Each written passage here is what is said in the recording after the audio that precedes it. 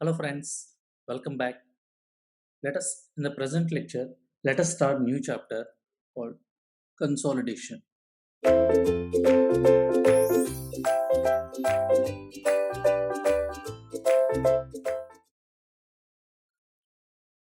Consolidation.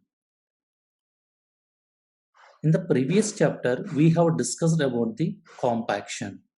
So, if we recall, compaction is also nothing but a compression, but because of the escape of the air present in the soil, right?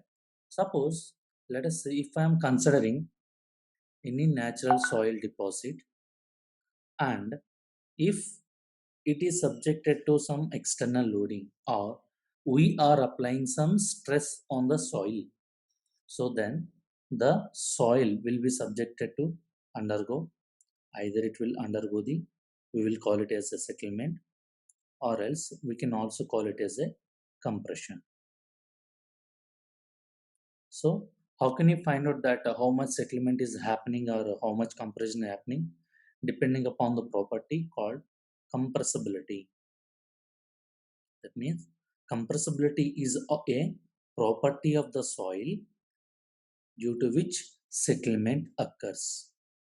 You can see it is a property due to which settlement occurs.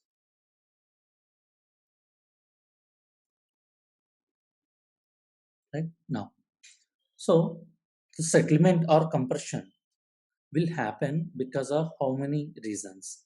So here I will say reasons for compression. So if we can find out the reasons, then we can compare the difference between the compaction and the consolidation. Okay. Suppose the compression is happened because of the escape of air. The first point is because of escape of air.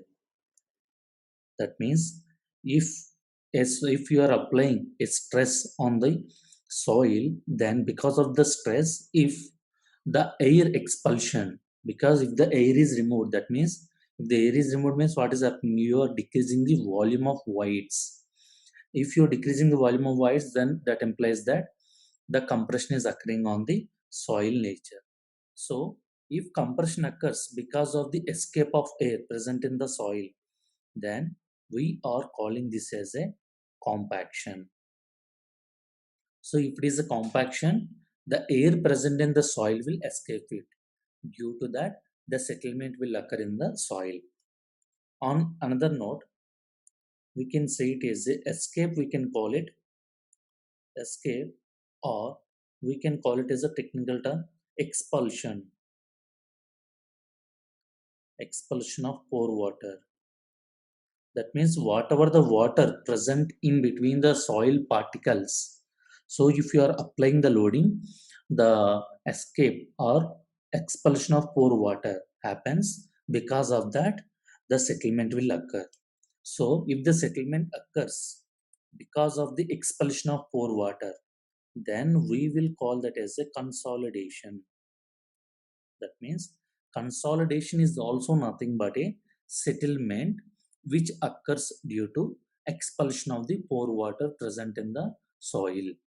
Suppose if someone asks you what is meant by compaction, compaction is nothing but a settlement of a soil which occurs due to escape of air. So always remember, if because of the expulsion of air, then we are calling that as a compaction. If settlement is occurring because of the expulsion of water present in the soil, then we will call that as a consolidation. Similarly, as we are applying the load, the soil grains are also subjected to the stress, isn't it?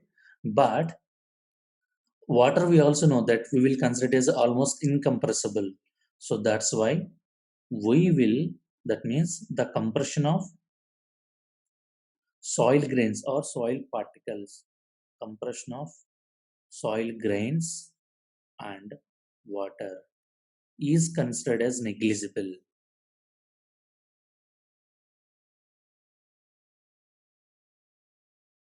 Okay, as of now, I think it is clear that if a soil is subjected to the settlement, then If it is because of the expulsion of the air, then we are calling it as a compaction.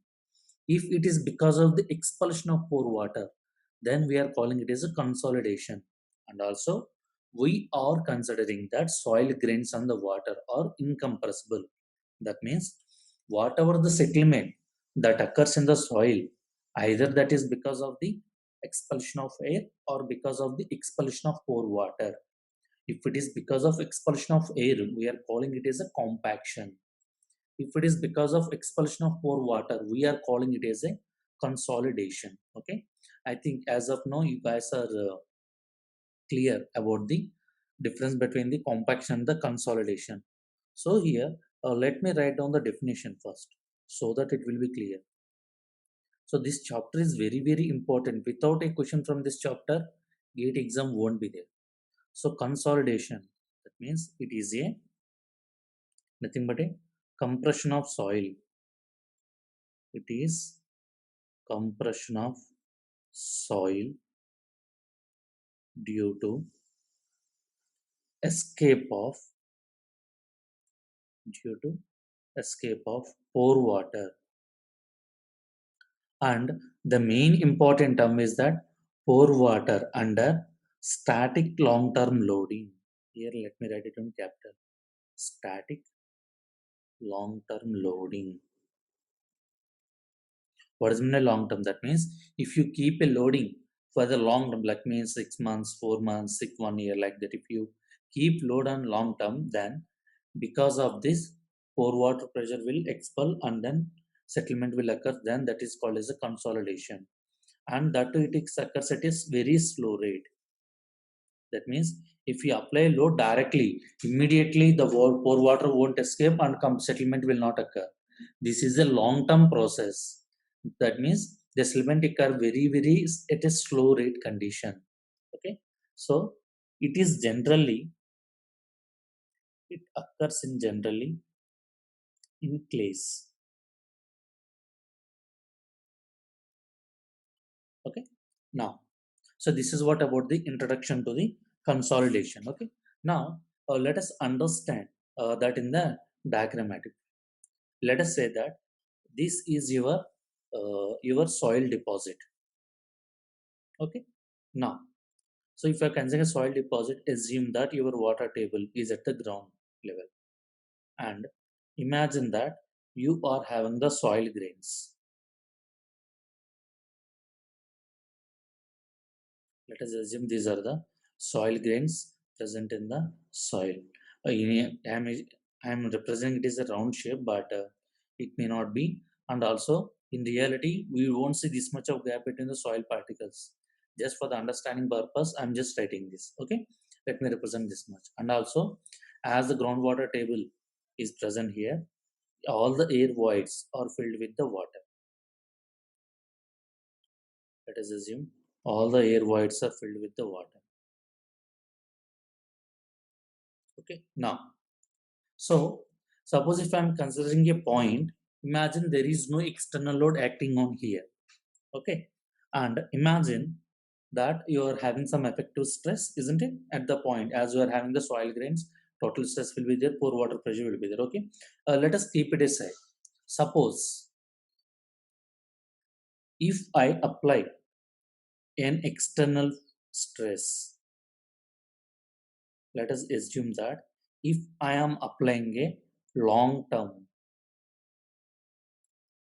term static load or static stress. Let us say if I am applying an external pressure having magnitude Q, then if I apply a load, then how this force can be taken care of? That means either if I'm applying this pressure, this is completely taken care by water and the soil particles, or it is only taken by water, or it is taken by only soil particles. So if you recall it, if you recall the definition of the effective stress, what is meant by effective stress? It is the stress between the one soil grain to the another soil grain. Isn't it? So if I apply some stress, if I apply some external pressure, then you know what happens? Initially, all this stress will be taken care by the water. You know why? Because as the stiffness of water is very high in comparison with the soil grains. So initially, whatever the pressure you will apply, all the stress is taken by the water. As all the stress is taken by the water, let us say that suppose imagine if you are not applying any apply or if you are not applying any pressure. Suppose if I keep a piezometer here, right? Let us say before pressure. So up to what level my water table will rise? Up to the water table. That means up to this point, my water table, my water level will rise in the piezometer. Suppose after pressure, what will happen?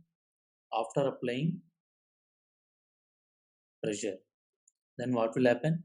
So as the water is having higher stiffness in comparison with the soil grains, initially all this external pressure is taken care by the water. As water is taking, here I will say immediately. So if I keep immediately after applying pressure, if I want to see, as we already know, as water is having very high stiffness, all the external pressure will be taken care by the water. As the pressure increases in the water, as pressure increases, obviously the water level in the piezometer will be rises, isn't it? So let us say the water table is rising up to here. Okay, now, so what initially, let us say if this is U, from here to here it is U. So what will be the change in pressure? The change in pressure, let us consider it as a U dash. This is when immediately after applying the pore water pressure, isn't it? So as initially all the pressure is taken care by the water, after that what will happen? Though because of this pressure, as it is in the long term condition, the water will gradually expel from the soil. As the water is expelled from the soil, the pressure or the pressure resisting by the water is also decreases. But in in total, how much it has to resist? Q. But as the water is expelling from the soil, water is gradually decreasing its pressure. Then how it is taken care? As time increasing, the stress acting on the water will decreases, and the stress acting on the soil grain to soil grain will increases. So this is when immediately after the applying pressure. So this is what we are calling about the, I am representing the pore water pressure. Suppose if I see after long term,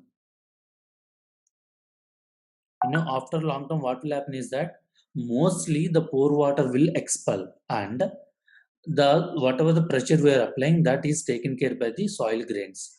So if we are seeing about after very long time, then if you measure the pore water pressure, then again the water will rise up to the water table only.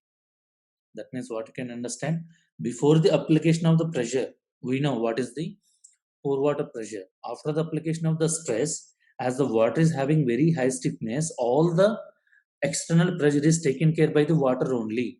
Because of that, the water will started expel from the soil. As the water started expel from the soil, the effective stress will increases. That means the whatever the pressure taken care by the water, it is gradually shifting to the soil grains.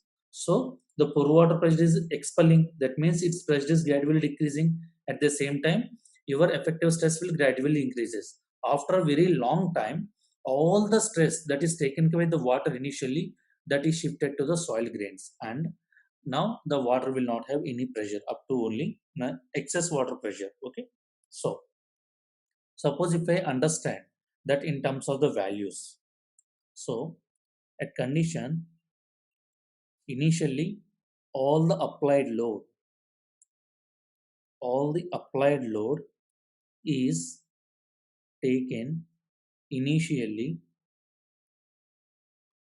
by water only. Okay. So here, if I'll write it down three conditions, that means what will be my change in pressure immediately after loading, and as the load is applied, the water will start expelling. That means during consolidation, that means during expulsion of pore water pressure during consolidation, and here I will say it as a at the end of consolidation. At the end of consolidation. So immediately after the loading, what will happen? All the external pressure is taken care by the pore water pressure. That means, what about your pore water pressure? Change in pore water pressure. Initially we are having U. So what is the change? That is nothing but a U. And what will be the effective stress? The change in effective stress, sigma dash, sigma bar dash, that will be equal to 0. That means, because of the loading, immediately after the loading, will there be any change in the effective stress? No, there will not be any change in the effective stress. But if we add your change in pore water pressure and your change in effective stress, how much you are getting? You are getting it as Q. That is nothing but a external pressure. During the consolidation, what will happen? That means, as the water started escaping from the soil, the pore water pressure will be decreases, and similarly, the effective stress, change in effective stress will increases. That means, your pore water pressure, it will be less than Q. That's why here I will represent less than Q. Then what will be your change in effective stress? That will start increasing. That's why I'm increasing greater than 0. But again, if we add these two, your change in pore water pressure, your change in effective stress, again that is also a constant. At the end of consolidation, what will happen? The all the water is not all the water, the excess water is expelled. That means considerable settlement is happened. That means, now the water is not taking any external pressure. That means, change in water pressure will be equal to 0. All that is taken care by the soil grains. So what will be the change in effective stress? That is nothing but a Q. Again, if we add this change in these two values, we can say that the value will be constant. Whatever may be the stage, whatever the external applied pressure, that is always constant. But initially, it is all taken care by the water. As the consolidation happens, the pore water pressure will decreases. That means the effective stress will increases. At the end of consolidation, all the stress is taken care by the soil grains only.